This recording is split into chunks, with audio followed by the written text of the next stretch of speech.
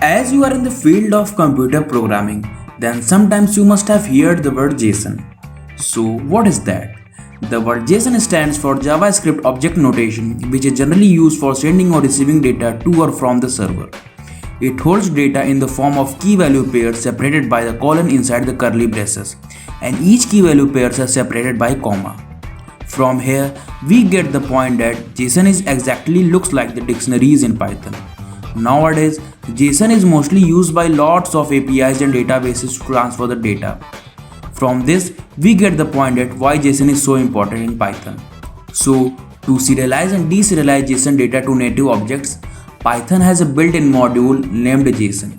We can start using JSON by importing that module. Let us see some of its examples to get more clear. Suppose we have a JSON string, then we can parse it into JSON by using loads method of a JSON class by providing that JSON string as a parameter into the method. It will give you a string into JSON format.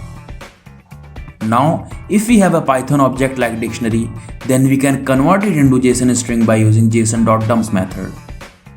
So, these methods are the main functionalities of JSON library in Python. If you wanna read more, just visit docs.python.org.